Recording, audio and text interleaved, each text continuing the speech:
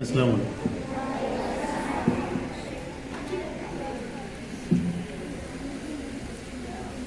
آج کے اس یوم اعتراف خدمات مجلس کے صدر محترم حضرت مولانا عبدالرؤف صاحب آزاد، جو خاص طور پر اس پروگرام کے لیے راہتا سے تشریف لائے ہیں، ویسے ان کا وطن کوپرگاؤں ہی ہے، مدرسہ مفتاح العلوم کے صدر محترم حضرت مولانا الحاج محمد آصف صاحب قاسمی،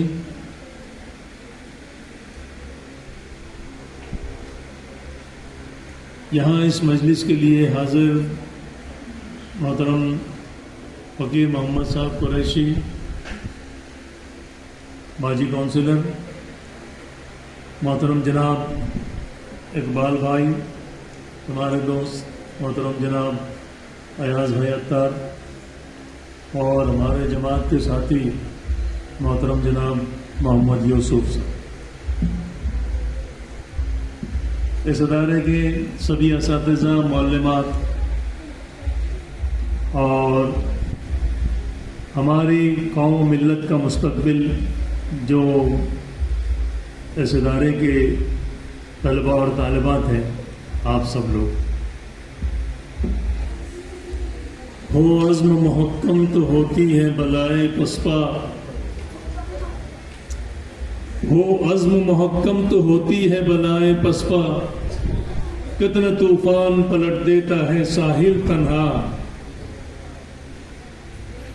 آدمی کا عزم اگر مضبوط ہے، ارادہ مضبوط ہے، تو حالات چاہے کتنے بھی سنگین ہو، وہ اس کے آگے پست ہو جاتے ہیں۔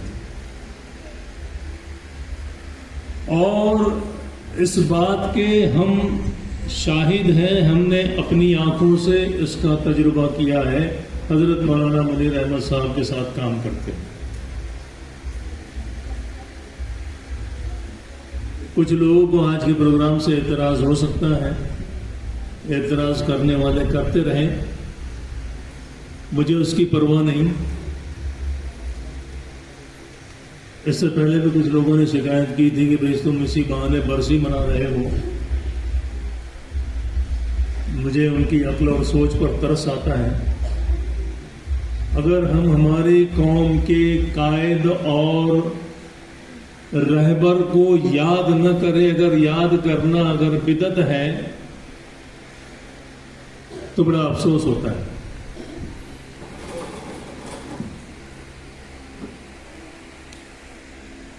حضرت مولانا منیر احمد صاحب، ان کی خدمات ایک بچی کی تقریر کے ذریعے، ابھی خان صاحب نے بھی ان کی تقریر کے ذریعے آپ لوگوں کو بتایا، میں بھی چند باتوں پر روشنی ڈالنے والا ہوں۔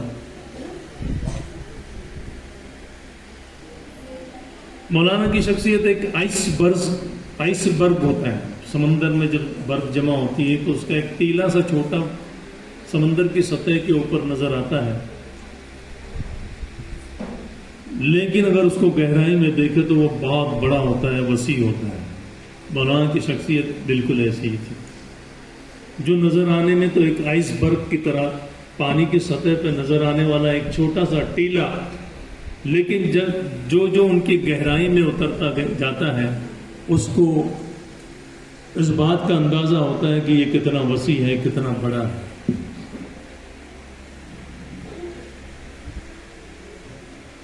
اور یہ اللہ کسی کسی کو صلاحیت دیتا ہے، سب کے اندر یہ صلاحیتیں نہیں ہوتی۔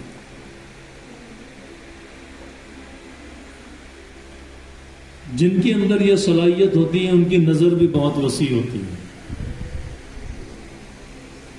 عقابی روح جب بیدار ہوتی ہے جوانوں میں، نظر آتی ہے ان کو اپنی منزل آسمانوں میں۔ عقاب کہنے کو تو چھوٹا پرندہ ہے، لیکن آسمان کی بلندیوں کو وہ اوپر اپنے جذبات سے اور اپنے حوصلے سے وہ آسمان کی اونچائیوں کو چھوتا ہے۔ حوصلہ اہم ہوتا ہے اور نظر اہم ہوتی ہے۔ نظر وہ نہیں جو تمہارے میرے پاس ہے، نظر ہوتی ہے، نظر اس کو کہتے ہیں جو آنے والے مستقبل کو دیکھتا ہے۔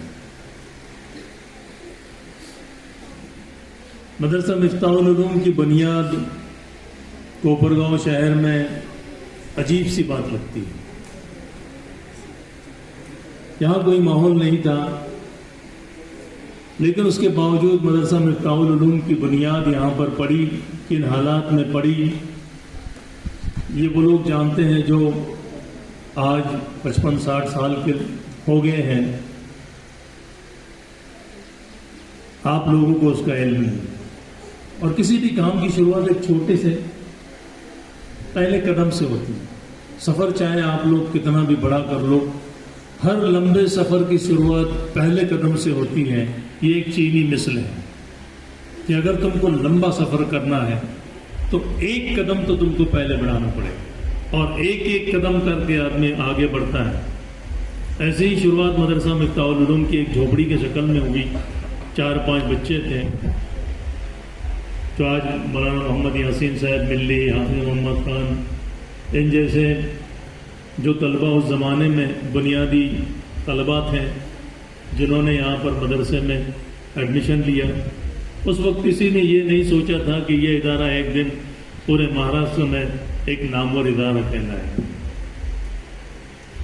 بہرحال کئی مشکلیں آئی، مدرسے کا سفر چلتا رہا، سبھاش نگر سے جامع مسجد، جامع مسجد سے پھر اب ہم لوگ جہاں پر بیٹھے ہیں وہاں تک یہ سفر کی شروعات ہوئی۔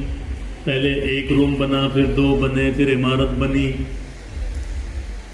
پھر لوگ آتے گئے، کارواں بڑھتا گیا، ضرورتیں بدلنے لگی،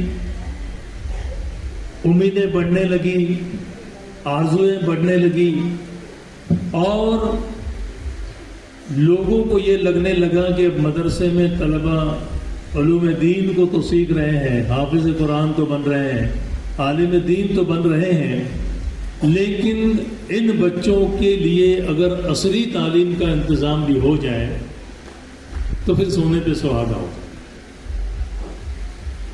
اس زمانے میں مدارس کے ذمہ دار اور دیگر علماء کرام اس بات کو پسند نہیں کرتے تھے۔ اس کی کئی وجوہات ہو سکتی ہیں کہ بھی جہاں مدرسہ ہو اسی جگہ پر دینی ادارہ ہو، وہیں دنیاوی ادارہ بھی ہو۔ یہ مزاج ہی نہیں تھا۔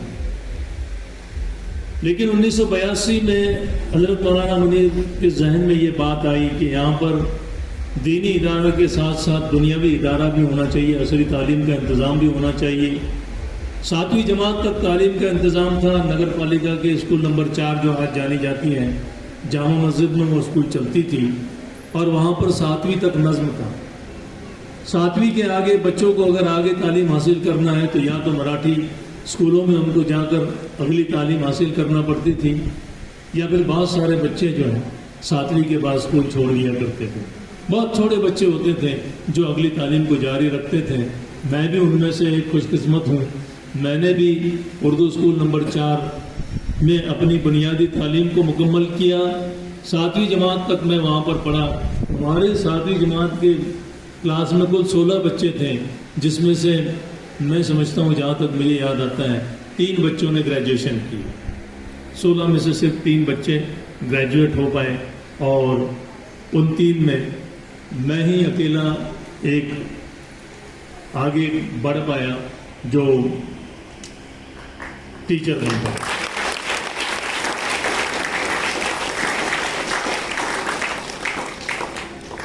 چلو جب ہم لوگ 7ویں کلاس میں پڑھتے تھے تبھی سے یہ باتیں شروع ہو گئی تھی۔ اس زمانے میں جو ذمہ داران تھے قوم کے، آج بھی ہیں الحمدللہ، جس میں الحاج پیر خان جناب ہیں، محترم نذیر جناب ہیں، یہ دونوں بھی پرائمری اسکول میں ہی ٹیچر تھے، استاذ کی حیثیت سے خدمات انجام دیتے تھے۔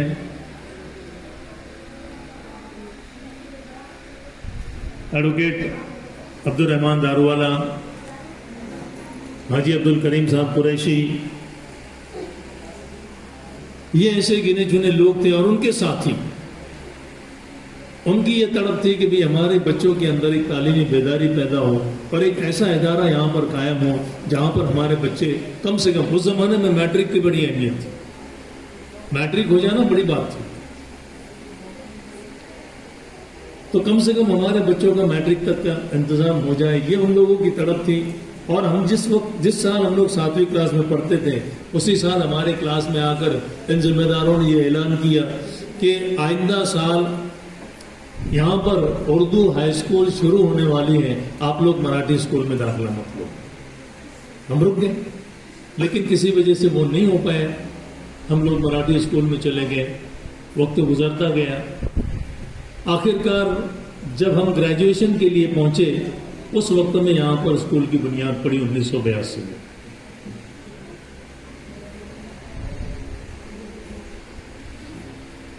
مولانا کی ایک خاصیت تھی، جو جس کام میں ماہر ہیں وہ دیکھ لیتے تھے، آدمی کو دیکھ کے پرکھتے تھے کہ اس کے اندر یہ صلاحیت ہے اور یہ آدمی یہاں پر کام آ سکتا ہے، بس وہ اس کو پکڑ لیتے اور اس سے وہ کام کرواتے۔ جب ہائی اسکول کا مسئلہ آیا تو دینی شعبے میں کام کرنے والے یہ مولوی لوگ، ان کو پتہ ہے کہ بھئی یہ اس معاملے میں تھوڑے کمزور پڑ سکتے ہیں، لہٰذا انہوں نے اس وقت میں الحاج پیر خان جناب، محترم نذیر جناب، محترم ایڈوکیٹ عبد الرحمان داروالا، الحاج عبد الکریم صاحب قریشی، حافظ ریاض احمد مفتاحی، عبد الغنی رشید خان، مشتاق انصاری، یہ منماڑ کے ٹیچر تھے۔ اسی کے ساتھ ساتھ مدرسے کے جو ذمہ داران تھے، محمد امام صاحب منصوری اور سید عبد الرحمان، جن کو ڈاکٹر کہا جاتا تھا، ان لوگوں نے کوشش کی اور یہاں پر ہائی اسکول کا قیام 1983 میں عمل میں آیا۔ ہائی اسکول شروع ہو گیا، ایک کمرے میں ہائی اسکول شروع ہوا، جہاں آج اسٹاف روم ہے وہاں پر 8ویں کا کمرہ ہوا کرتا تھا، پھر 9ویں، پھر 10ویں، ہائی اسکول بڑھتا گیا۔ شروع میں ان لوگوں کا بھی حصہ اس میں مانتا ہوں اور ان لوگوں کے بھی خدمات کا ہم لوگوں کو اعتراف کرنا ضروری ہے، جنہوں نے ہائی اسکول کے شروع کے ایام میں، جب یہاں پر اساتذہ کی ضرورت تھی، جب یہاں افراد کی ضرورت تھی، لیکن ہائی اسکول کو کوئی حکومت کی گرانٹ نہیں ملتی تھی، ان لوگوں نے کم پیسوں میں اپنے خدمات کو انجام دیا، اور اس میں سے 2 آج بھی ہمارے اسکول میں، محترم جناب خان سر اور ابو ذر بھائی، یہ وہ بنیادی لوگوں میں سے ہیں جنہوں نے بنا تنخواہ کے، بنا ایک پیسہ لیے اپنی خدمات کو شروع ہی سے انجام۔ یہ دونوں میرے پہلے یہاں پر آئے تھے، میں تو 86 میں یہاں پر آیا، یہ لوگ 83 سے اپنی خدمات کو انجام دے رہے ہیں، تو ان کی خدمات کا بھی اعتراف ہم کو کرنا ہے۔ مالیگاؤں کے کچھ ٹیچر تھے، سلیم انصاری سر اور طاہر سر اور فاروق سر، ان لوگوں نے بھی کم پیسوں میں اپنی خدمات کو انجام دیا۔ اس زمانے میں ابھی جو ٹیچر کام کر رہے ہیں وہ مایوس نہ ہوں، یہ سلسلہ اس زمانے سے شروع ہو رہا ہے۔ عبد الغنی یادگار ہوٹل ان کا تھا۔ ہائی اسکول کن حالات میں چلا دیکھو یار، تھوڑا سا آپ لوگوں کو اس میں بوریت ہوگی، بولیں گے کیا یہ کہانی سنا رہے ہیں ہم کو، لیکن جو قوم اپنی تاریخ کو نہیں جانتی وہ مستقبل میں کچھ نہیں کر پاتی۔ یہ تاریخ جاننا ضروری ہے ہم لوگوں کے لیے کہ کیسے حالات میں ہم نے یہاں پر ادارے کو شروع کیا اور آج ہم یہاں تک پہنچے ہیں۔ جب تک ہم اس کو نہیں جانیں گے، ہم مستقبل میں کوئی نیا قدم، کوئی بڑا قدم اٹھانے کی ہمت نہیں کر پائیں گے، اور یہی وجہ ہے کہ ہمارے قدم رکے تو نہیں ہیں، سست ضرور پڑ گئے۔ تو بہرحال ان لوگوں کے بھی خدمات کا ہم لوگ اعتراف کرتے ہیں، اللہ ان کی خدمات کو قبول کرے اور ان کو اس کا اجر دے، ان کو خوب خوب جزائے خیر دے۔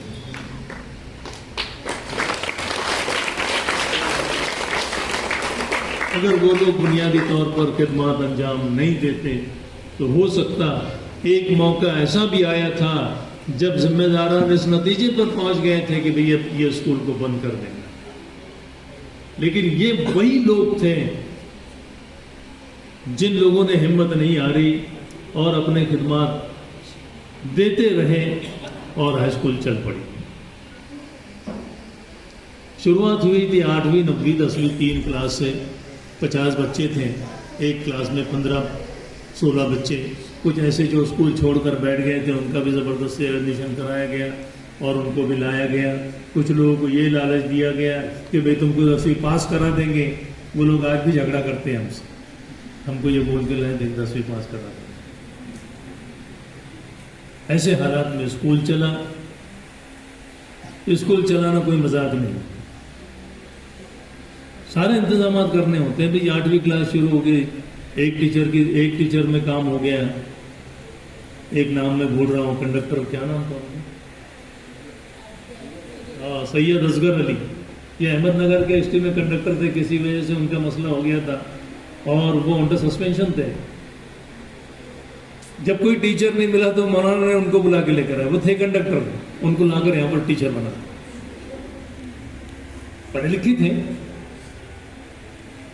वक्त की बात होती है। अगर उस वक्त में वो भी अगर अपने खिदमत को अंजाम नहीं देते थे कंडक्टर, लेकिन टीचर बनकर जो जैसा वो पढ़ा सकते थे उन्होंने बच्चों को पढ़ाया, बच्चों का नुकसान नहीं होने दिया। बहरहाल ऐसे छोटे छोटे जो हिस्से टुकड़े जमा होते हैं और उससे बनकर जो है जर्रा जर्रा या कतरा कतरा दरिया, तिनका तिनका पहाड़, इस तरीके से स्कूल चला। 86 में मैं आया, यहाँ से स्कूल चलता रहा। 90 में ग्रांट आई। फिर सोच देखो, दूर की अगर सोच हो ना तुम्हारे अंदर तो ये बात पैदा होती है कि भाई हाई स्कूल का म्यार बुलंद चाहिए, ऊंचा चाहिए, बच्चों के अंदर क्वालिटी एजुकेशन बच्चों को मिलना चाहिए। और अगर हम ये करें कि यहाँ पर ही प्राइमरी का इंतज़ाम कर दें तो वो भी चलती रहेगी, हमारे पास भी बच्चे रहेंगे और एक बच्चों का फ्लो बढ़ जाए। उससे पहले पैसों की तकलीफ शुरू हो गई, भाई टीचर को पगार देंगे कहाँ से, तनख्वाह देंगे कहाँ से। तो ये बात तय हुई कि उस ज़माने में डीएड कॉलेज चलता था, डीएड में डोनेशन मिलता था। जिम्मेदारों की ये सोच थी कि भाई डीएड कॉलेज शुरू करेंगे, डोनेशन मिलेगा तो स्कूल के अखराजात उसमें से करेंगे, अपने लिए नहीं सोचा था। अल्लाह का एहसान है कि हमारे यहाँ जो जिम्मेदार अल्लाह ने दिए हैं स्कूल में, मदरसे में, उन्होंने अपने बारे में कभी नहीं सोचा। उन्होंने कभी ये नहीं सोचा कि भाई स्कूल से कुछ पैसे मेरे ज़ात के लिए मिल जाए, कभी नहीं। अल्लाह का बहुत बड़ा एहसान। दूसरे इदारे बहुत हुए हैं और इदारे में कुछ लोग ऐसे हैं भी जो अपनी ज़ात के लिए स्कूल को इस्तेमाल करते हैं, लेकिन अल्लाह का बहुत बड़ा एहसान है, यहाँ जितने भी जिम्मेदार थे उन्होंने कभी एक अपनी ज़ात के लिए एक पैसा स्कूल का नहीं लिया, बल्कि स्कूल में अपनी ज़ात का पैसा लगाया, सलाहियत लगाई है, वक्त दिया है, तब जाकर ये इदारा चला। अब मौलाना की कुछ कुछ बातें सुनकर बड़ा अजीब लगता था। मौलाना डीएड, हमारे पैर के नीचे ज़मीन नहीं, स्कूल अभी अभी ग्रांट पर आई है, अभी टीचर की पूरे तनख्वाहें भी शुरू नहीं हुई और आप डीएड की बात सोच रहे हैं। उन्होंने कहा तुम लोग कागजी घोड़े, तुम लोग दौड़ाने का काम तुम्हारा, आगे का इंतजाम करने की जिम्मेदारी है हमारी। ठीक, फाइल तैयार हो गई, फाइल सबमिट हो गई और अल्लाह का करना ऐसा कि परमिशन भी मिल गई। लेकिन बदकिस्मती ये कि बहुत सारे लोग थोड़ा से हवाओं से घबरा जाते हैं। लोगों ने कहा कि भाई इसको डोनेशन लेना पड़ेगा, बदनामी हो जाएगी और ये होगा और वो होगा, हम इसमें शरीक नहीं होंगे। गिने चुने एक दो लोगों को अगर छोड़ा, हाजी पीर खां जनाब, हाफिज रियाज, ऐसे कुछ लोगों को छोड़े तो बाकी सब ने उसकी मुखालिफत की। बोलने के बजाय ये कहना है कि उन्होंने इसको ये कहा कि भाई ये कोबर गाँव में मत करो, तुम भी बदनाम हो जाएंगे, मदरसा बदनाम हो जाएगा और हम भी बदनाम हो जाएंगे। बहरहाल वो चीज़ ख़त्म हो गई। फिर ये बात सामने आई कि यहाँ पर प्राइमरी शुरू होना चाहिए, फिर पंजुम का यहाँ पर क्लास जोड़ा गया। फिर ये बात आई कि उसके साथ साथ क्यों ना एक मुनज़्ज़म तरीके से पहली 10वीं का यहाँ पर क्लासेस शुरू किए जाए। और 1994-95 में यहाँ पर 5वीं के साथ साथ केजी की बुनियाद डाली गई और केजी को इतना मुनज़्ज़म तरीके से चलाया गया कि लोगों के अंदर इस बात का एतमाद पैदा हो गया कि भाई यहाँ पर हमारे बच्चों को अच्छी तालीम मिल सकती है। تھوڑا سا ہمارے قوم کا اردو اسکول اور ہمارے اداروں کے بارے میں جو ہمیشہ نگیٹو تھنکنگ ان کا ہوتا ہے کہ ہمیشہ وہ شکایتیں کرتے رہتے ہیں، ٹیچر لوگ کام نہیں کرتے، یہاں پر کچھ ایسا نہیں ہوتا، 8ویں میں بچہ چلے گیا اس کو پڑھتے نہیں آتا. یہ میں 35-36 سال سے سن رہا ہوں، ابھی تک وہی شکایتیں. ارے بھائی اتنے بچے پڑھ لکھ کر انجینئر بن گئے، کوئی ڈاکٹر بن گئے، کوئی وکیل بن گئے، کوئی ٹیچر بن گئے، کوئی لیکچرر بن گئے، اتنے بچے کامیابی سے اپنی زندگی گزار رہے ہیں، لیکن کچھ لوگوں کی شکایت آج تک وہی ہے، میں اس کو 5ویں میں چلے گیا پڑھنا نہیں آتا. ہم نے کبھی اس بات پر غور نہیں کیے کہ دیگر اسکولوں کے مقابلے میں ہمارا معیار تعلیم کمزور کیوں پڑتا ہے، ہمارے بچے پیچھے کیوں پڑتے ہیں. اس کی تحقیق میں کبھی ہم لوگ گئے نہیں، لیکن ذمہ دار اس کی تحقیق میں جاتے تھے، اس پر اظہار خیال ہوتا تھا، سوچتے تھے، اور اسی کا نتیجہ تھا کہ یہاں پر KG کی شروعات ہوئی، پہلی کی شروعات ہوئی. لیکن اس وقت میں بھی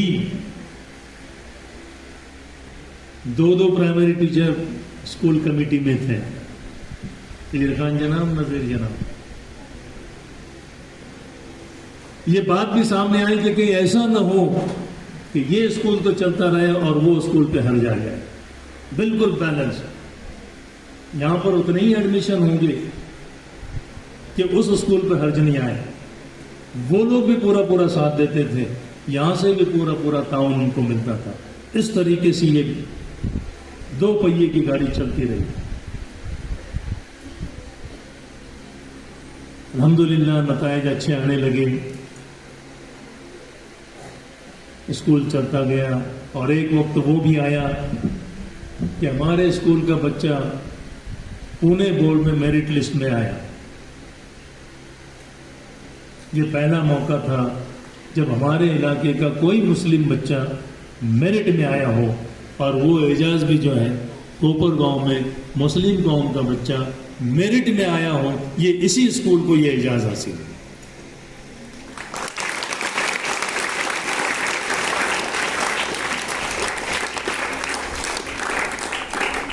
تو میں فخر کے ساتھ کہتا ہوں کہ اس اسکول نے قوم کو ایک میریٹوریس بچہ دیا.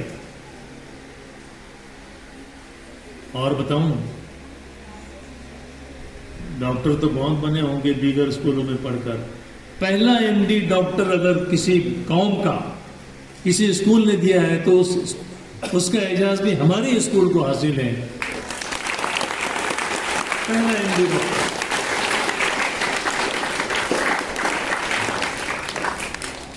یہ مت سمجھنا کہ ہم اردو اسکول میں پڑھ کر آگے ترقی نہیں کر سکتے ہیں، بس ہمارے سامنے وہ منزل ہو. اب بات ہوگی کیوں نہیں، ہمارا معیار تعلیم کہاں کمزور پڑتے ہیں، ہماری کمزوریاں کیا ہے، اس پر.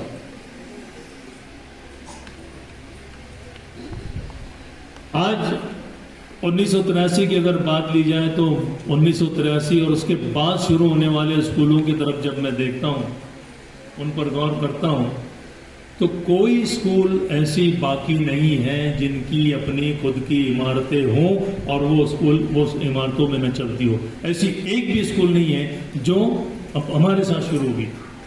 ایک اگر ہماری اسکول چھوڑ دے تو باقی سب اسکولوں کی اپنی عمارتیں ہیں، ان کے بچوں کو بیٹھنے کے لیے عمارتیں اچھی ہیں، کلاس روم ہے، سارے انتظامات ان کے ہوں گے. ایک ہماری اسکول ہے کہ وہی ٹوٹی پھوٹی عمارتوں میں برسوں سے چل رہی ہے، آج بھی چل رہی ہے.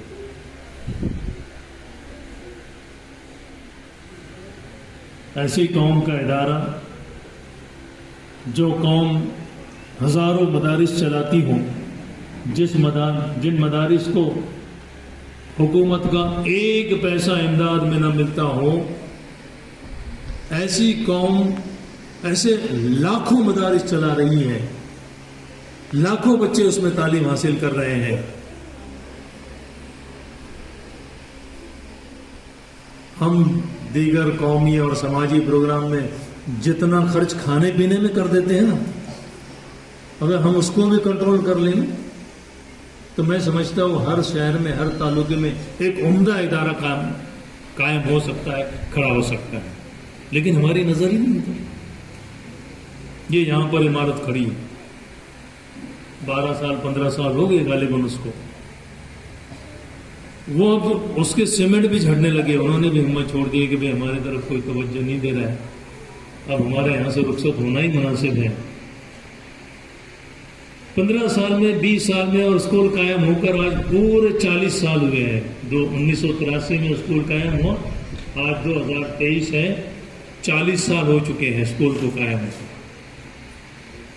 40 سال میں اگر ہم کوپر گاؤں والے اپنی اسکول کے لیے ایک عمارت بنا نہیں سکتے ہیں تو پھر ہم سے زیادہ سست اور لاپرواہ کون ہو سکتا ہے؟ اس میں میں بھی قصوروار ہوں، میں خود بھی قصوروار ہوں. وہ سوچ ہی نہیں ہمارے اندر. ہم خالی اوپر کا سوچتے ہیں بھی ہمارے بچے انجینئر نہیں بنتے، کلیکٹر نہیں بنتے، ڈاکٹر نہیں بنتے. ارے کیوں نہیں بنتے؟ آج بھی تمہارے بچے جو ہیں تو امید اور آس لگائے بیٹھتے ہیں کہ بھئی کوئی مفت میں آ کر ہم کو بیاض تقسیم کر دے گا، کوئی مفت میں آ کر ہم کو یونیفارم تقسیم کر دے گا، کوئی مفت میں آ کر ہم کو بستے دے دے گا. جہاں ہماری قوم کی یہ حالت ہو کہ ہم مفت کی بیاضوں کی طرف آس لگا کے بیٹھے، امیدیں لگا کے بیٹھے، ان بچوں سے ہم یہ امیدیں کرتے ہیں کہ وہ انجینئر بن جائیں، کلیکٹر بن جائیں، منسٹر بن جائیں. ارے ان بچوں کے لیے ہم نے کیا کیا؟ ان بچوں کو آج جن چیزوں کی ضرورت ہے، ان بچوں کی آنکھیں میں کبھی کبھار بہت افسوس ہوتا ہے. یونیفارم بدلنے کی بات آئی، ہم لوگ ڈونر ڈھونڈ رہے تھے، کون ملے گا. کوشش کر رہے تھے کہ بھئی کوئی آ جائے اور ہم کو دے دے. ابھی تک ہمارے ہاتھ ایسے ہیں.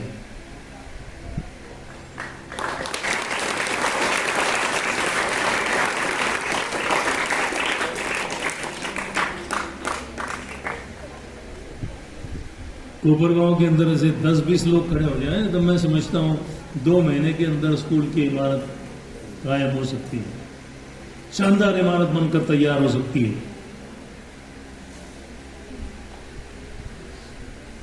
میں نے اس سے پہلے بھی کہا کہ ہمارے مسجدوں کے طہارت خانے دیکھو تو ماربل لگے ہیں اور اسکول میں جو ہے تو بیٹھنے کے لیے جگہ ہے. ماربل ضروری نہیں ہے نا، یہاں بچوں کو سہولت ضروری ہے.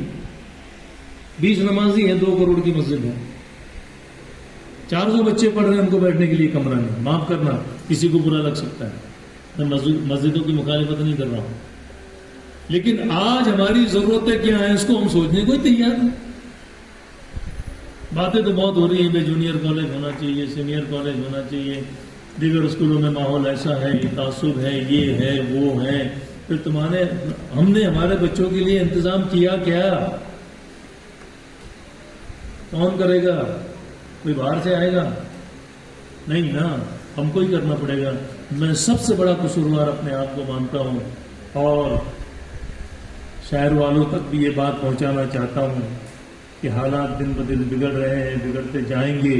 اگر ہم لوگ اپنے قدم پر نہیں کھڑے ہوئے ہیں، اپنے پیروں پر نہیں کھڑے ہوئے ہیں، ہم لوگوں نے اگر آج قربانیاں دے کر ہمارے بچوں کا انتظام نہیں کیے تو کل یہی نسل جو ہے تو ہم کو کوسیں گی کہ ہم لوگ صلاحیت مند تھے، ہم لوگ پڑھنا چاہتے تھے، ہمارے اندر پڑھنے کی امنگ تھی، ہم محنت کرنے کے لیے تیار تھے، ہمارے لیے وہ سامان، ہمارے لیے وہ چیزیں، ہمارے لیے وہ ساری ضروریات کو اور اس کا انتظام ہی نہیں کیا گیا.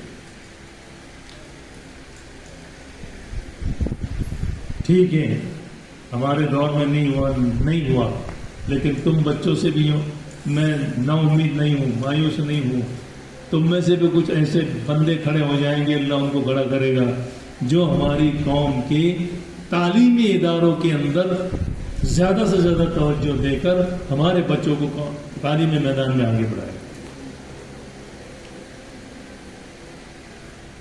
واٹس ایپ میسج ایک آیا ابھی، چندریان 3 ہمارے ملک نے چاند پر ایک سیٹلائٹ بھیجا ہے. بڑی خوشی کی بات ہے کہ ہمارا ملک ترقی کر رہا ہے. اس وقت ایک میسج آیا واٹس ایپ پہ، بھئی جو آج سائنس نے کیا ہے، ہمارے نبی نے 1400 سال پہلے اپنی انگلی کے اشارے سے چاند کے 2 ٹکڑے کر دیے. ٹھیک ہے بھائی، یہ بات تو سب جانتے ہیں، 95-98% مسلم اس بات کو جانتے ہیں. شق القمر کا واقعہ کون نہیں جانتا؟ سب لوگ جانتے ہیں.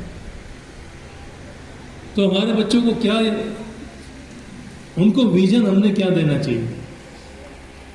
کیوں بھائی ہم چندریان کا حصہ ہمارے بچے کیوں نہیں ہو پا رہے؟ چندریان کا حصہ ہمارے بچے کیوں نہ ہو پائے؟ لیٹسٹ ٹیکنالوجی کا حصہ ہمارے بچے کیوں نہ ہو پائے؟ لیٹسٹ ڈیولپمنٹ کا حصہ ہمارے بچے کیوں نہیں ہو پائے؟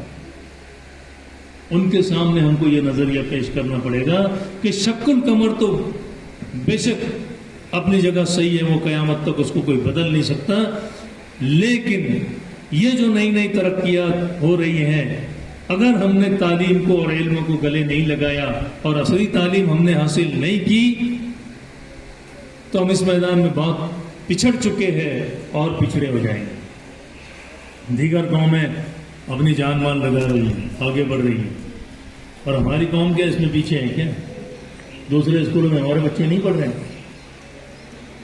ہزاروں بچے ہمارے اسکول، ہماری قوم کے دوسرے اسکولوں میں پڑھ رہے ہیں۔ پہلے دن سے وہاں پر پورا لدایا ہمارا بچہ جاتا ہے، یونیفارم کے ساتھ، جوتے کے ساتھ، ٹائی کے ساتھ، کتابوں کے ساتھ، بیازوں کے ساتھ، پینسل، ربر، شارپنر، ساری چیزیں، اور یہاں پر جولائی اگست اکتوبر ہو جاتا ہے، ہمارے بچوں کے پاس ضرورت کی چیزیں بھی نہیں ہوتی ہے کہ نہیں؟ کیا ٹیچر لوگوں سے میں پوچھ رہا ہے کہ نہیں، صحیح ہے کہ نہیں کہ حالات بدلے؟ جب تک ہم لوگ ان بچوں کے حالات کو بدلنے کے بارے میں نہیں سوچیں گے، ہم اپنے آپ کو قصوروار نہیں سمجھیں گے، ہم خالی اوپری باتیں کرتے رہیں گے کہ ہمارے ادارے ایسے ہیں، ہمارے ادارے ویسے ہیں، شکایتیں بہت ہو گئی، ان اداروں میں آؤ، ان اداروں میں کیا کمزوری ہے دیکھو۔ ہاں اگر ٹیچر غلط کر رہا ہے تو ٹیچر کو بھی ہم لوگ اس سے بھی سوال پوچھیں گے، لیکن سارے مسائل کے لیے ٹیچر ہی تو ذمہ دار نہیں، خالی اسٹاف ہی ذمہ دار رہیں گے؟ نہیں، ہماری بھی کچھ ذمہ داری بنتی ہے، ہم لوگوں کو بھی ان لوگوں کے ساتھ کھڑا ہونا پڑے گا۔ شکایتیں بہت ہو چکی، ان لوگوں نے جو ذمہ دار تھے، جو ذمہ دار ہیں، ان لوگوں نے اپنی کوششیں کی، کر رہے ہیں۔ میں بذات خود اپنی طرف سے جتنے بھی لوگ مدرسہ مفتاح العلوم کے قیام سے لے کر آج تک جتنے لوگوں نے اپنی خدماتیں اور خدمات دی ہے، اپنی صلاحیتیں، مال جان لگایا ہے، ان سب لوگوں کا ممنون ہوں، مشکور ہوں، اور ان کے لیے اللہ تعالیٰ کے دربار میں دعا گو ہوں کہ اللہ تعالیٰ ان کی خدمات کے عوض ان کو خوب خوب جزائے خیر دیں، اور ہم لوگوں کو یہ توفیق دیں کہ جتنا ان کے لیے ممکن تھا انہوں نے کیا، جتنا ہمارے لیے ممکن ہے اللہ ہم کو بھی توفیق دے، اور آنے والے وقت میں ایسے افراد ہمارے لیے کھڑا کریں جو ہماری قوم کی صحیح معنوں میں ضرورتوں کو سمجھیں اور علمی لائن سے ہماری قوم کو ایک مضبوط قوم کے روپ میں کھڑا کریں۔ انہیں الفاظ کے ساتھ میں اپنی بات کو ختم کرتا ہوں۔